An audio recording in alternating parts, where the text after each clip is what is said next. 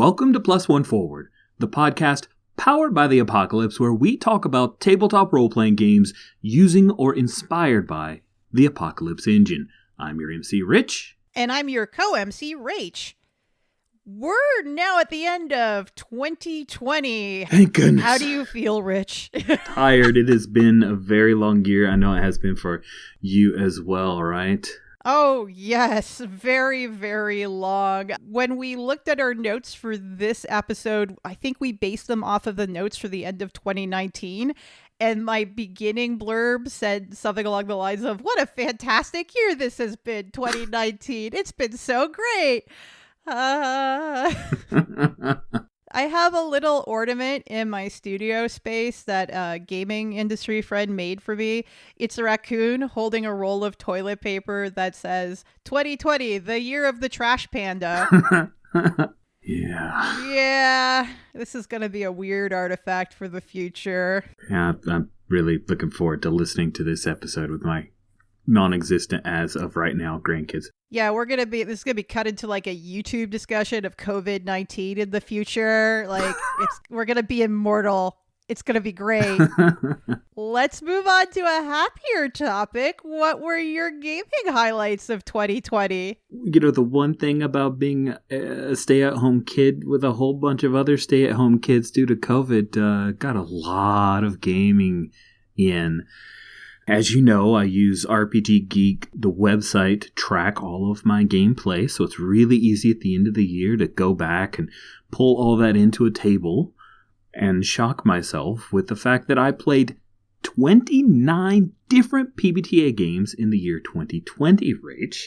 Wow, that's a lot of PbtA games. I think some of our listeners might not even know that there's that many PbtA games. Come on, guys. It's crazy. Go to apocalypseworld.com. There's a link. Vincent and McKay Baker have it. The page goes on and on and on. I have so many games yet to play. But that said, I did try 15 of those 29 were brand new to me. And this one's wild. I played in a total of 170 sessions of PbtA games in 2020. So, Rich, I ran the numbers. That's a session of PbtA every 2.1 days. Do you need an intervention? Yes, probably. It's funny. I have cleared a lot of my calendar for the last week and a half here for holidays. And there's this thing called television. What? Like Netflix and Hulu. And it's really interesting. I missed it for most of 2020. All my evenings where some folks watch TV or sports, and there was not much baseball, so it was a lot of gaming. And every 2.1 days, it was a PbtA game. It turns out. So, what would you say are your highlights of 2020? What games stand out the most? Well, for me, I have to say that Comrades was a delightful PbtA game. And I was surprised by it. Like, I had expectations of, this is going to be cool. I said it in Star Wars. I said it on Coruscant, the capital world. And so I had this idea that, hey, in a month and 4 sessions, we can burn through and have this revolution and tell a bit of a story about how Coruscant came to be free. Because, you know, there's a whole expanded universe thing, but I wanted in Star Wars Saturdays to tell our own story of how it went. And I was surprised when I looked at the system. I'm like, I don't have to hack anything. I usually have to shave off and do a little bit of work to reskin.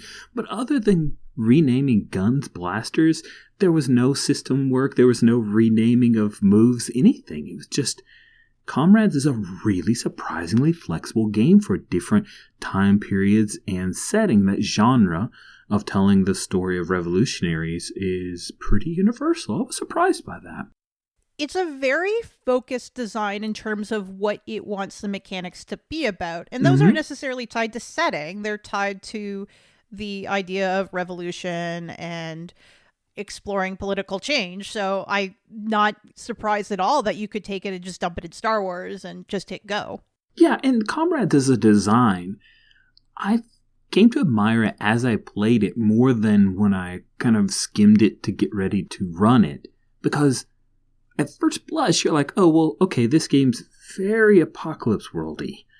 As I played it, I realized W.M. Akers, the designer, he doesn't overreach. He takes that core and then just molds it to what he wanted things to work like. Just tell this revolutionary tale. You don't have to go any higher, any lower. You don't have to come up with your own subset or add-ons or bolt into all kinds of stuff. The bolt-in he did have was the 5 Pathways of Revolution, which was a really interesting kind of substrate to guide the narrative. And the bond system I thought was a really neat tweak to relationships. But other than that, it felt very like, yeah, this is PbtA. Come in and drop this in on any table, and they should be able to pick it up and run with it. And I admired that. I really enjoyed it. The other highlight that I had is one of the games in the +1 Forward home game, which was one of our resolutions for 2020. We wanted to game together more so that our conversations weren't coming from 2 different angles. We could have some shared experiences. I'm so thankful for that. That's one of my favorite parts of 2020 is that we got to game together a whole lot and try a bunch of different PbtA games. One of them was The Sword, The Crown, and the Unspeakable Power SCUP. That's a game that I played when it was in playtest, and I realized exactly how the game's design was set to emulate the Game of Thrones genre, the backstabbing politics, the everyone's kind of a bad guy feel. And I have to be honest with you, Rach. It was a real hard sell, but when your partner Rob said he wanted to run it, I wanted to give him that opportunity because he saw something in it, and I wanted to come at it with fresh eyes. We're playing with the Norwoods, Candy and Chris, real good buddies. And I thought, you know what, I'll give it another shot. But I think what helped turn the corner is that Rob listened to my concerns. I'm like, can we please not have a torturer as one of the playbooks? Yes. And everyone else was like, yeah, that sounds great. We don't want that. And so I really enjoyed playing SCUP, and I think we played it really wrong. Because okay, tell the audience why you think we played it very wrong. We laughed. Sometimes our characters worked together. What? Yeah, I played the Spur, which is really just the chopper from Apocalypse World, but with horses and a militia, which is dope. I'm really into the reinterpretation of that cool playbook. But my goal during the whole game was to play the best boss, like the best boss. And I know I was playing it wrong because the chopper is supposed to be this person who doesn't care about, people. And my guy was like going to the wall for some of his underlings who was a hard move because they messed up, and he paid through the nose to get things fixed for them. And it was awesome. Their loyalty was just like, Rob reacted really, really well. He could have easily just turned the screw and said, oh, well, Rich's Spur is trying to trust folks, so obviously in SCUP I should make that trust go terribly, terribly awry. And all it did was it escalated the situations we found ourselves in, which was intense, but there were rewards because the setting was, before we stepped in, I really feel like it was a SCUP setting, and then we came in with like different mindsets of maybe if we were the early Daenerys Targaryen, like we're going to change some stuff here. Didn't she become like leader of like the area of the city, but it was like through a weird set of circumstances? Yes, after stealing a boat. That was stolen? Yes, stole the boat. Yes, we stole a boat and then changed the papers so that it was always our boat, and by ours, like my guy's boat, and the crew ran it, and then all of a sudden the people around us who were bad got killified, and then here I am in power, and it's like, oh, this is weird. Yeah, that was a time period where Chris Dorwin and I kept posting the links to the I'm on a Boat music video. Gosh, that game was ridiculous. There was definitely a point I remember where there was a tiny little printing press and a glowing magic bubble. And I had tweeted about this because Rob described this, and I said to Rob during the game, so was this the visual you imagined when you proposed to us that we were going to play SCUP? The magic printing press. Oh, that's good. That's good. Oh, man, that was really, really fun. Wild game. It was. Rob made that game. I think Rob taught me more about the flexibility of PbtA as a genre expectation through the lens of the MC guiding agendas and principles based off of feedback from the group. I think that's definitely one of my things that I learned is playing SCUP with Rob in this group. But what about you? Tell me about your 2020. Well, 2020 seriously impacted the amount of gaming I did that year. It turns out, upon reflection, I was playing a lot of games at conventions. I was playing a lot of games at local meetups. I was playing a lot of games in development, which tend to appear in spaces like conventions and meetups. Obviously, I'm no longer attending such events. I would encourage our listeners, if those events do exist in your area, probably don't go to them. Just wait till this pandemic burns itself out.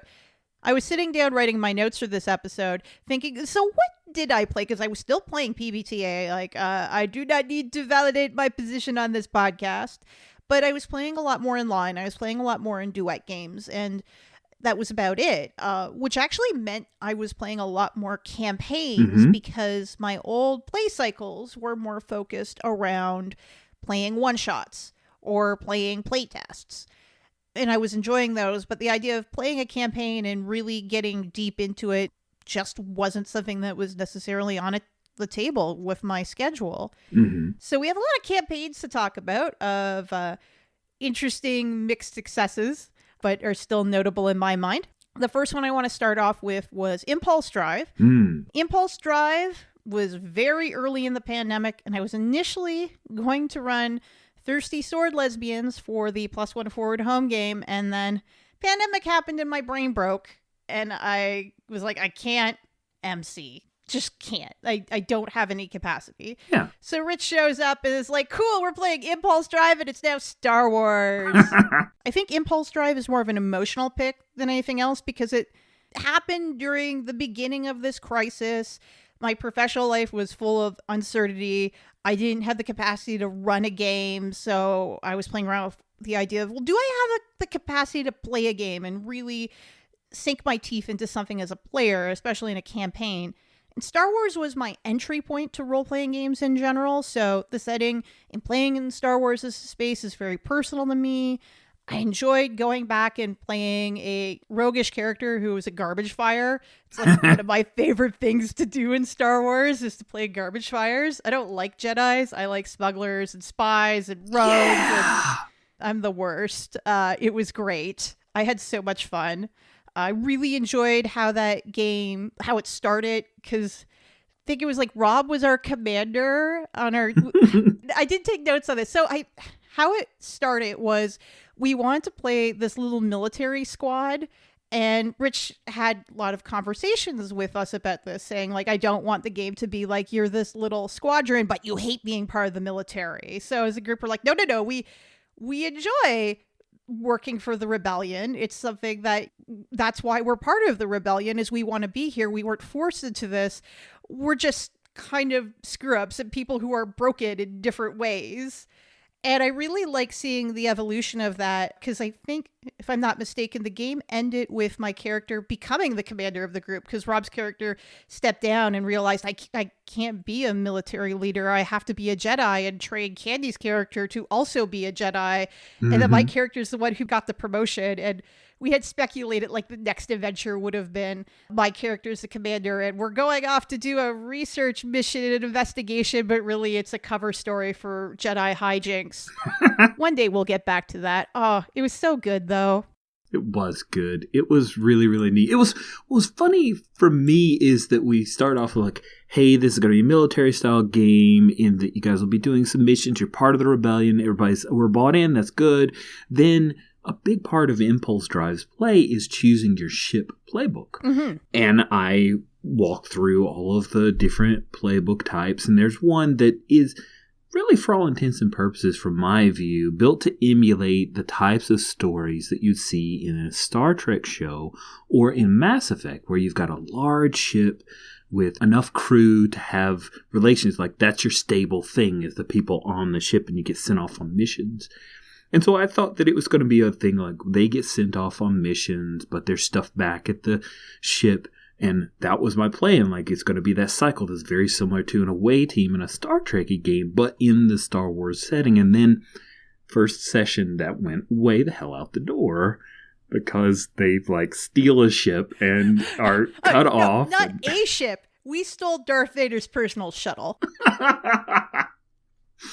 Oh yeah, so all kinds of crazy hijinks, cut off from your regular crew, and I migrated them to a different ship playbook because that's what was going on for the time. So it was really surprising how the best laid plans turned into some really wonderful opportunities.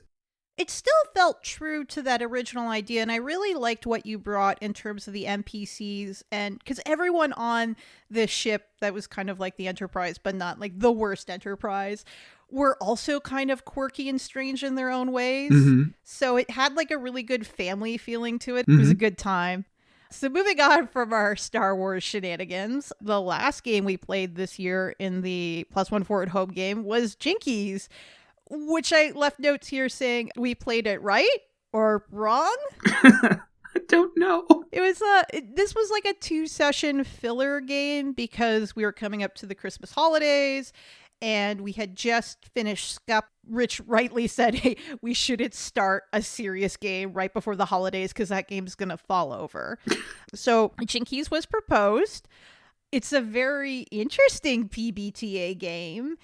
It had me thinking about the aesthetics and the mechanics of 1970s Saturday morning cartoons, specifically Hanna-Barbera cartoons, and to a larger extent 1970s television. And like, I guess the best way to articulate, because that sounds like completely out there, is Rich would have these NPC sheets set up and then leaned in hard to the idea that Hanna-Barbera cartoons would have celebrity guest stars and like fine portraits of when these celebrities were part of Hanna-Barbera cartoons. I think in the second session, I opened up the NPC sheet and I'm like, no, we're playing this game. I just saw the NPCs. We need to...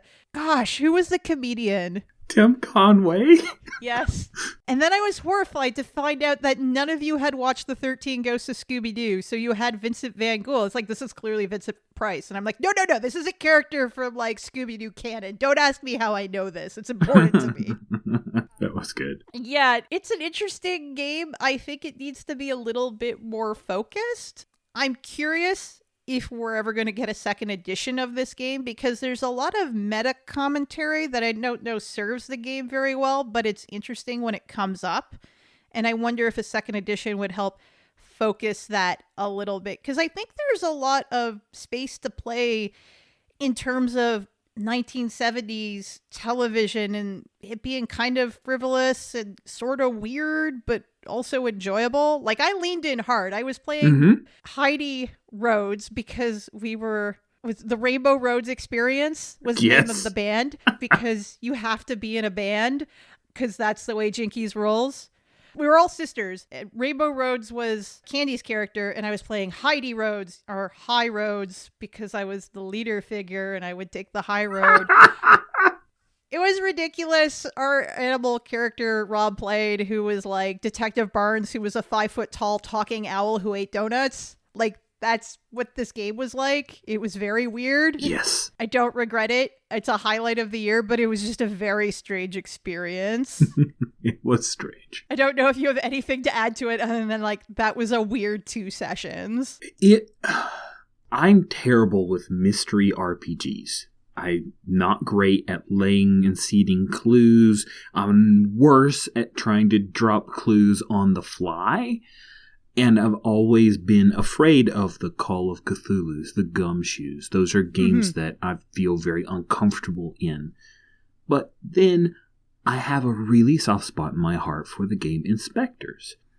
Because Inspectors opens it up to say, all right, you get into a challenge, you make a roll, you player achieved X number of clues as a result of your die roll. You tell the group what those clues mean.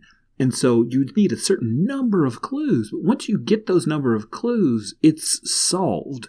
And so you really, as a player and as a collaborative group, you do a little bit of like pattern recognition and working the chaos into some kind of order, as generally people will try to help each other out, making their clues make sense. So the prep for a GM is minimal. You really just need kind of an inciting incident and a few ideas to keep things moving.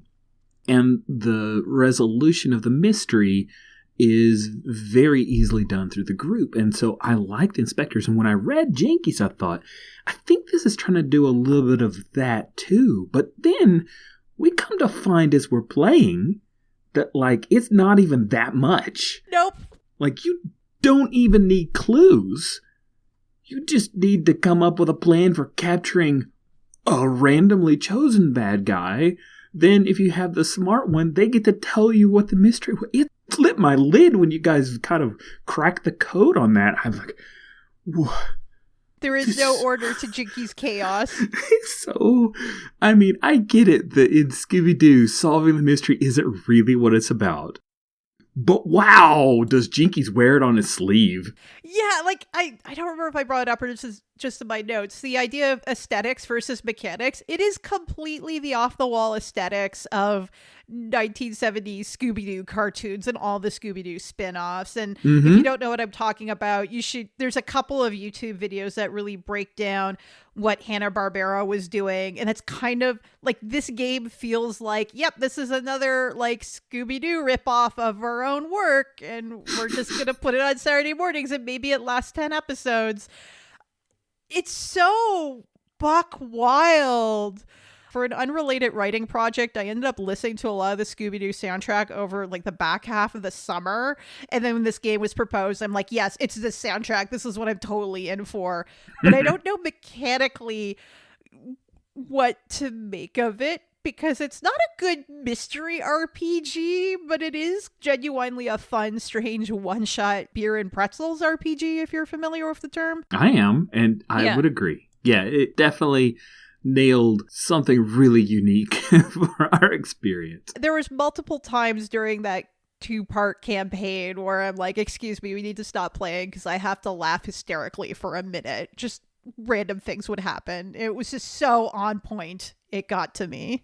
And we didn't even hit the ratings moves, which are the only advancements in the game. One of the interesting choices in Jinkies is that you pick a playbook, you start with all your playbook moves. There's no growth of your character because it's a freaking cartoon. Like, how does Scooby-Doo get better at solving mysteries? He didn't. He doesn't. Spoiler alert.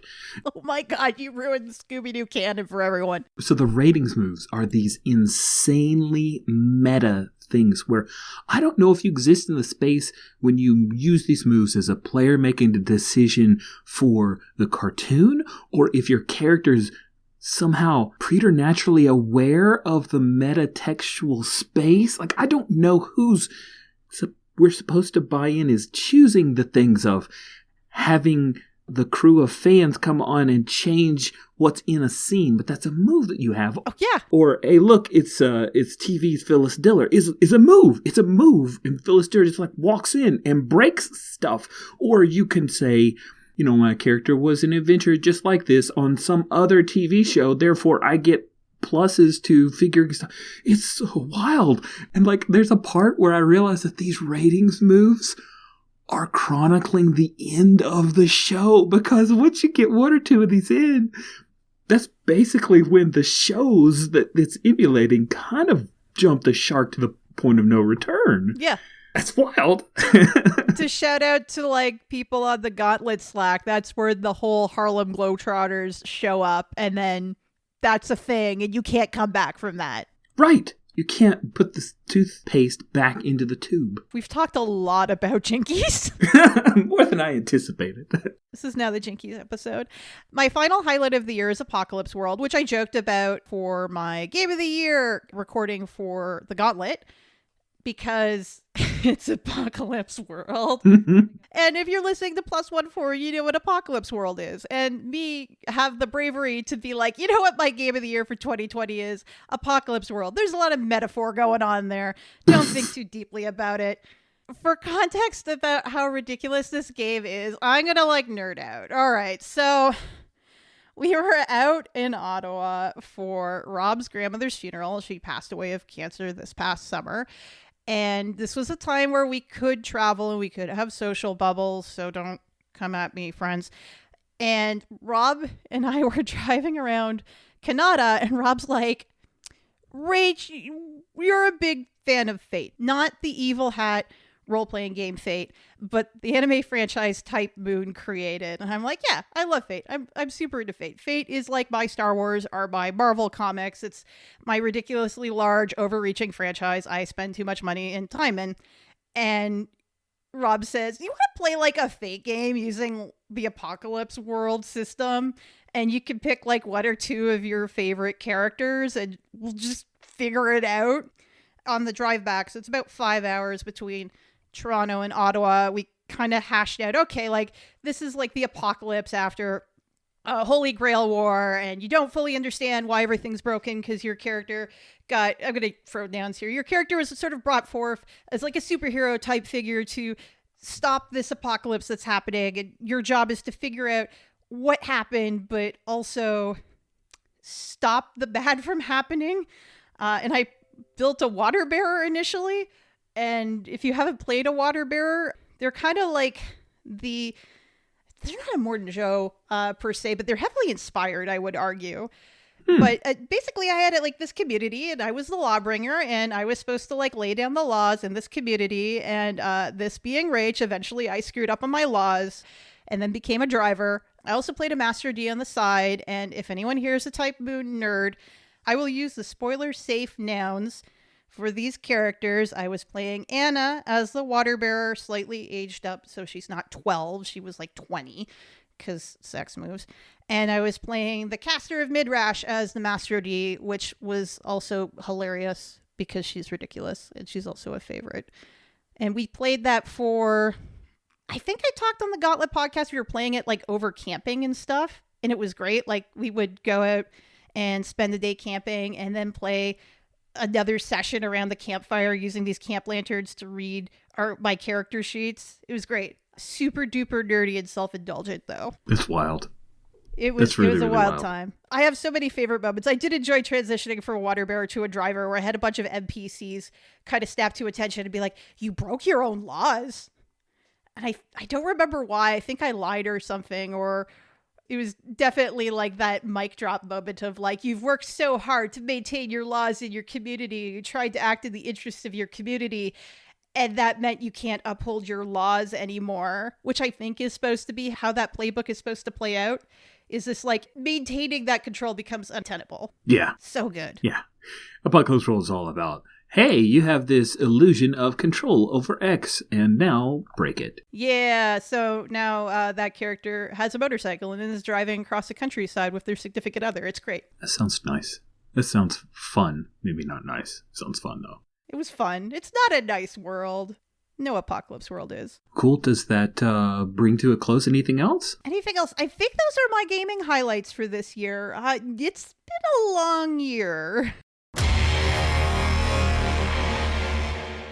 So, Rich, what, if anything, have you learned from your gaming experiences over 2020? Okay. This is still a little fresh. This is a thing that I've had in the back of my mind.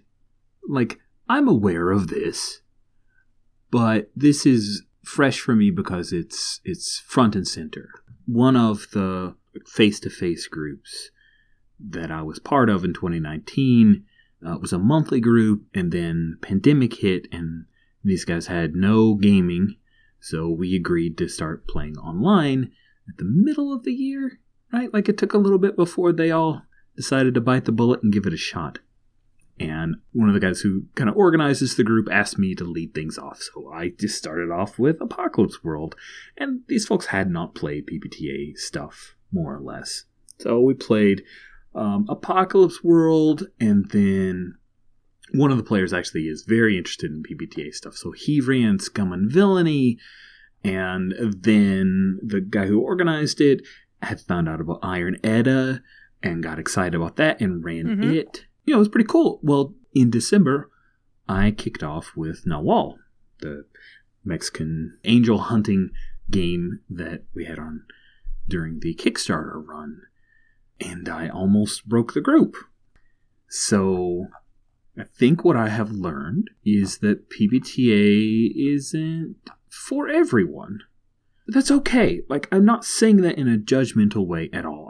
I'm really not a one true wayist kind of player. What? I'm not. I mean, I'd like to think that I'm not. Here's the deal.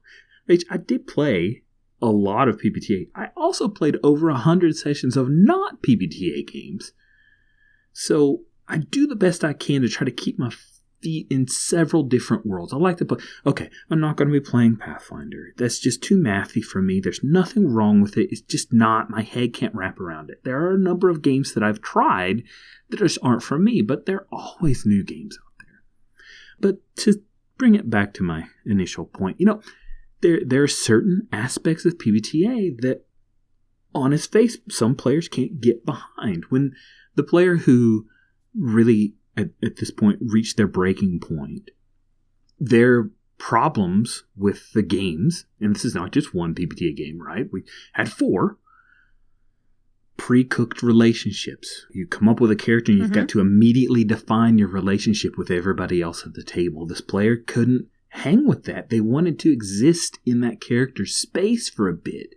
They wanted to have relationships that grew out of the way that they interacted with the other player characters. I can empathize with that because it can be intimidating to sit down at character generation and commit to a relationship. When I run Powered by the Apocalypse games, what I try to stress is this is the beginning point of your relationship, but a lot of people do feel tied to that, like, oh, I'm supposed to be playing to this. This is by like role-playing guidelines. I always have to be hitting this character beat. Right. And I can see how that can be intimidating, especially when, if you're playing with a group and, let's be honest, like, we were playing a month at a time, maybe 6 weeks. So once you have to commit to this thing, it doesn't necessarily evolve. You don't have time for it. The limited moveset was frustrating for this player. The idea that, like, I can only do these things. Well, what if I want to do this other non-related thing that was admittedly outside of the genre expectations that the game would be designed for? But that is a thing I actually struggled with the first time I played Apocalypse World. A tightly defined situation was problematic for this player. I list out what's going on with Nahual, that it's set in this city in Mexico, and that the main problem is that the conquistadores brought over their angels, and those angels hunted down all of the shaman of the time, and now things have just progressed due to colonialism, and so the angels themselves have become these weird, corrupt alien beings that feed and subsist on the faith of the Mexican people. And that player's question was, so what are the angels like in Sweden? And I'm like, dude, I don't know. That's not what this game's about. Yeah, this game isn't about Sweden. And while that's a disruptive question, that's also where that player's head is at. Like, oh, well, I want to think about how that cosmology affects things. That's interesting to me. But they were also, it was a symptom of bucking against what these games are trying to do. Again, I reminded a little bit of, do you remember in the episode where we interviewed Jamie about belonging outside belonging, and they talked about playing Dream Askew and then going questing through the countryside because the tightly defined situation didn't match with their expectations? Yeah. And they had an expectation that, oh, we're playing a role-play game, we're going to go adventuring, and suddenly the game fell apart. Not quite sure why. Yeah, I can see that if your players don't all 100% buy in, that's going to be a challenge. Right, exactly. Another thing that this player pushed against across all of the spectrum of games was they wanted a system that allowed for distinct advantages for tasks resulting from either improved tactics or personal knowledge about X or Y. Those very tactical, minute things of like, so I don't get any advantage out of knowing this thing? Well, no, you just roll 2d6, man. Like, that's the way it goes. And I don't say that to be disruptive, just to say that that's not what the system is built to emulate or reward. So, no. Like, or sometimes, +1 forward on the thing, because that's totally within the rule set. So that was another thing. And then the short-term play. Yeah, like, I want to play, this is not my forever game, but this is my years-long game. And I don't want to play to the point where everything breaks, and I don't want to play to lose, and those are other things that this player wasn't interested in. And PbtA isn't really built to emulate or serve those needs. That is a really interesting last point, because that is something repeatedly I have encountered through running games and being a former community organizer. There are people who have, I don't mean to say this in a dismissive way, almost like romantic dream of having a campaign that lasts 20 years. Mm-hmm. That's what they're pursuing, and they're always pursuing that. And to the idea of very short-term play goes against that idea, and then they can be a little bit disruptive, as opposed to having a conversation earlier on. Do you want to have a years-long campaign, a decade-long campaign? This might not be the campaign for you. It might not be. And it's funny because I've come to accept that my forever game will not exist anymore. I had a Vampire the Masquerade game that lasted 6 to 7 years based on which iteration of it you counted. I played in a Legend of the Five Rings game that lasted a year and a half.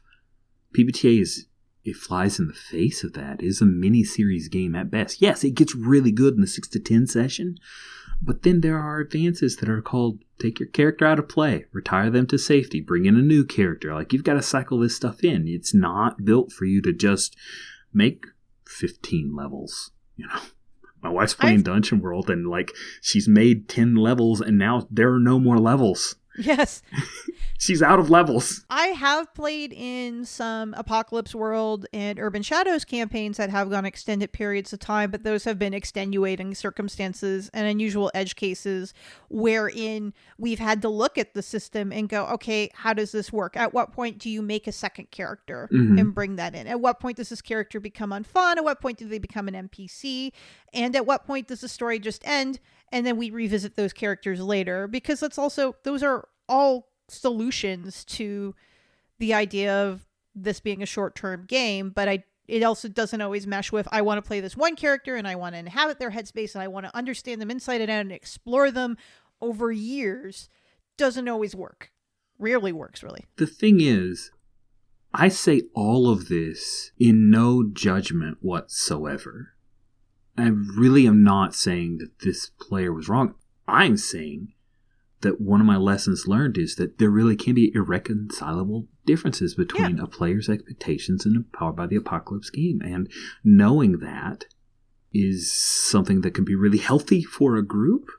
My end result is I've stepped back from GMing for this group for the foreseeable future, because I really, if I'm running a game, I want to be running PbtA most of the time right now. And if just one member of this group isn't happy with it, I'm not going to force them to stop having fun because this is the game that I choose to run. I'd rather just step back and preserve friendships, like keep the group alive. I don't know, like how to define it, but that's the choice that I made with the main organizer. Like, hey, man, I think I'm going to take a step back and play for a bit, and we'll play some different games. I would phrase it as you made a compromise in the best interest of keeping the gaming group together. Yeah. And that's all right. And I'm not poo-pooing on anyone's personal beliefs in terms of what they want to get out of gaming. I think we live in a great age of gaming in terms of what's out there and ways to get a hold of it. There's so much gaming content out there that even though you may stumble through many different games trying to find it, there is probably a game out there for you that's going to meet what you want to do. Mm-hmm. So, sorry, that was a heavy lesson to learn. I think it's an important one to talk about. Thanks. What about you, Rach? What have you learned? I've been learning this year about how to adapt online play. We had a topic episode really early on in the pandemic about getting used to online play and transitioning to online play. I had done a bit of online play at that time, but after we recorded this episode, I went through this whole process of growing pains and trying to figure out the best online play experience for me. That's my biggest lesson I think I took away from 2020 is, how do I make this more fun? How do you enjoy your happy, fun RPG times while living through a global crisis and being unable to play in person? My 3 big takeaways, this is like version 2.0 of how to get the most out of online play.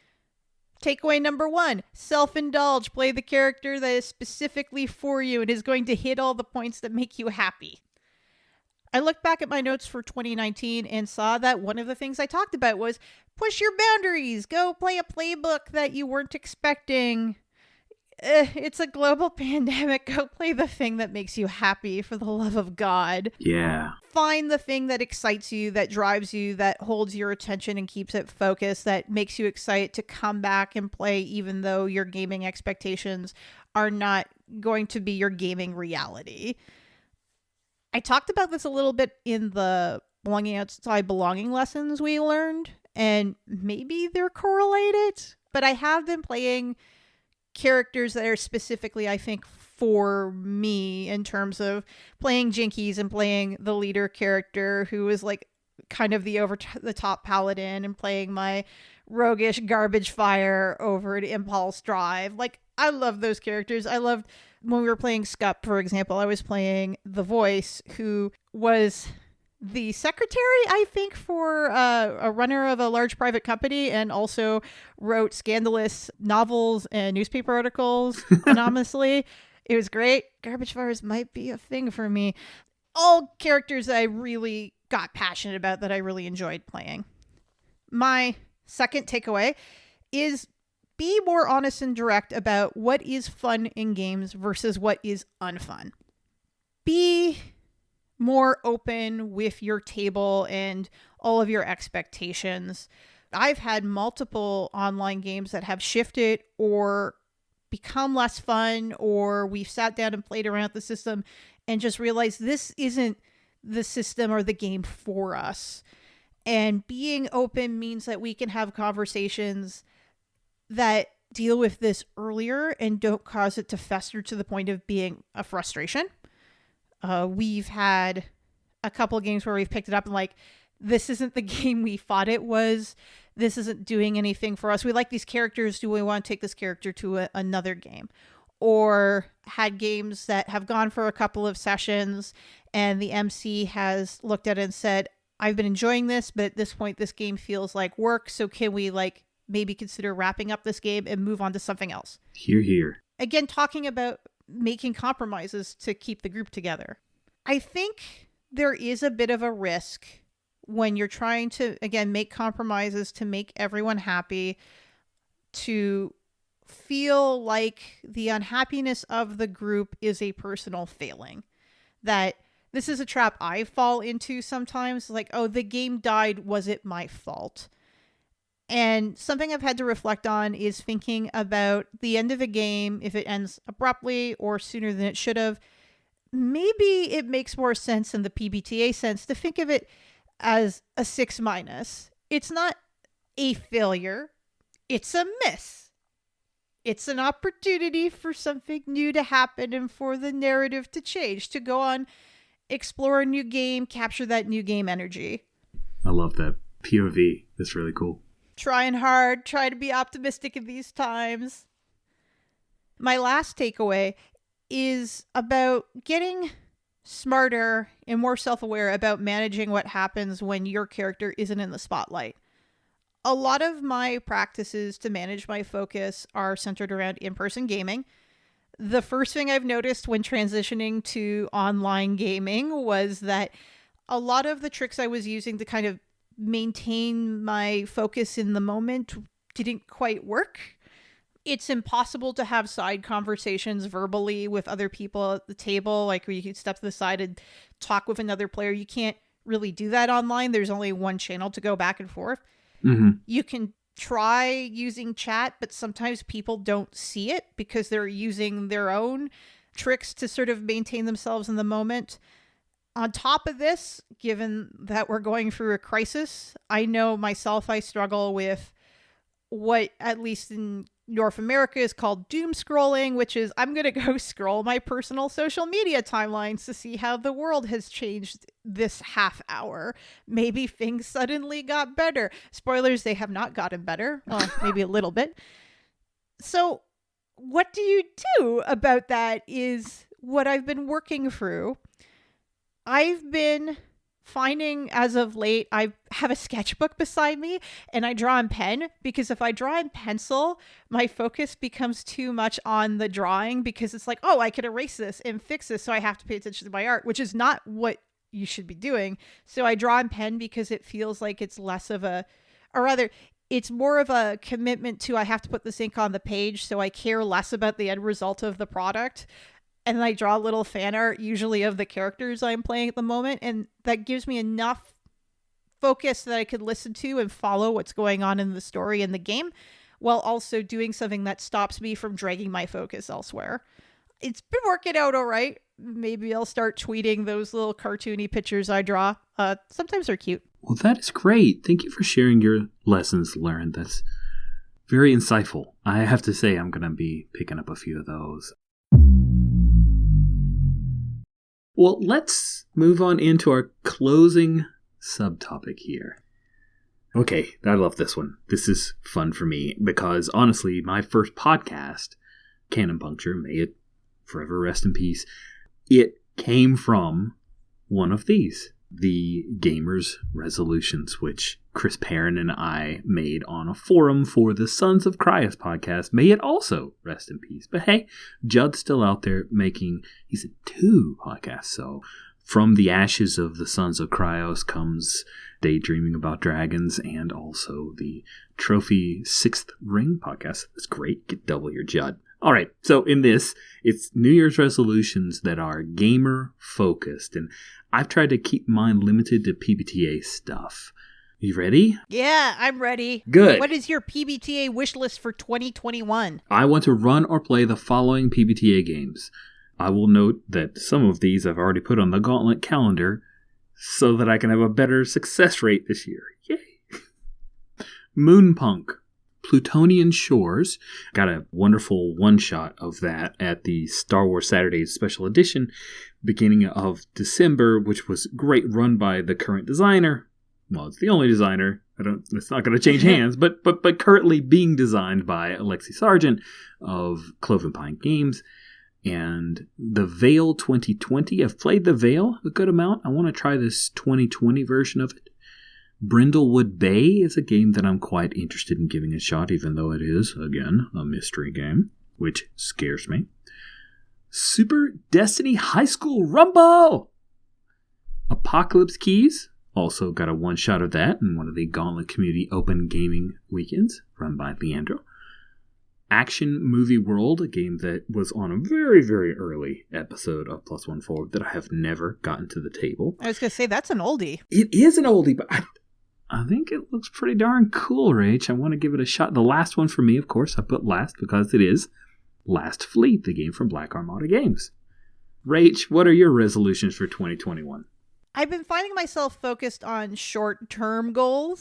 It's just helping me get through things right now.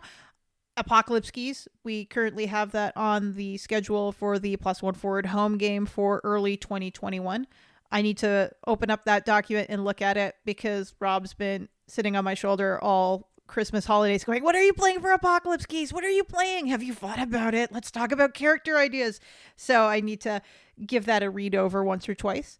I've also really strongly considering running Escape from Dino Island because, Rich, you've been talking about that, and I think there's a lot of chatter about that game right now in the wider discourse, if you will forgive the term, which is exciting because have maintained for a while that this was like a game that caught my attention over a year or so ago, so I think any attention it gets is really well-earned and deserved. Very cool. In general, beyond specific games, I want to get into emceeing again. Not gonna lie, 2020 has been really hard for me. I'm a frontline worker. I've been basically living day to day. My focus for certain parts of my hobbies has been completely shattered. And one of the things I've noticed is I enjoy role-playing games. I really love playing role-playing games. I lost my focus this year to run role-playing games very early into the pandemic. I just could not have the emotional capacity to run a game. And I've tried and I've thought about it and it just hasn't been there. I'm really hoping that the vaccine becoming more of a thing for COVID lets me regain some mental space. I don't have the vaccine yet as of this recording. We have the vaccine at my facility. I'm somewhat further down the list. I'm hoping March. So maybe I'll start running Escape from Dino Island in March. Yay! Yay! And then I also have to think about venues for emceeing because, as I talked about earlier, I'm used to running games in convention or monthly meetup one-shot environments. So this is going to be a work in progress, I think. And the other thing that today I was considering is I opened up my Twitter feed and I've been buying a lot of fanzines and getting into the zine community over the pandemic because it's something nerdy I could do socially distanced. And what grabbed me is there is a young woman in the zine community who was posting that her New Year's resolution was to join her first role-playing campaign because another person, like her mentor in the community, sent her a role-playing game for Christmas. And she was really excited to be like, I'm so excited for my first game and for someone established in the role-playing community to bring me in and say, we're going to play a campaign. I got really warm, fuzzy feelings from it, Rich. It made me so happy to see, which had me thinking about bringing friends who are nerds who might not necessarily be role-playing nerds into PbtA. Like, could I be their gateway to their first role-playing game and be their first PbtA GM? Not so much in a one-shot environment, but like playing a short campaign. And what would that feel like? So I think that might be something I'll play around with in the new year. Not sure what shape that's going to take, but loose resolution. Bring in new blood. Nice. I love those resolutions. All right. Well, this will bring 2022 a close. Rach, it's been a different year than I expected. Yep. But I'm still really thankful for all the gaming conversations that we had. We had a BOB wrap up, so I've tried to avoid talking about that again. But that was a huge part of the year for me, Belonging Outside Belonging, experiencing that with you, playing all the Bob games that we did. And I really appreciate that. You were so gung-ho. You helped me a lot in that, and I really appreciate that. Yeah, I really enjoyed that whole journey. And there was a lot of that journey that didn't make it to the podcast in terms of we were playing around with Bob games on our own and we were playing in mini campaigns. We talked a little bit about that, but I think our listeners only heard the tip of the iceberg in terms of the work we were putting into that whole journey. And I'm hoping people really enjoyed that. And I'm excited to think about what things we're going to focus on in 2021. Hopefully we'll get a few more movie night episodes in. And I know we have a couple of new projects kind of sitting in the wings that I'm excited for people to eventually listen to once we get those balls rolling. Yeah, me too. Me too. And then the last thank you is to everybody who's given us feedback over the year, the support we got during the BOB. Thank you to Jamie, who was integral in helping us locate really cool designers with great ideas and designs.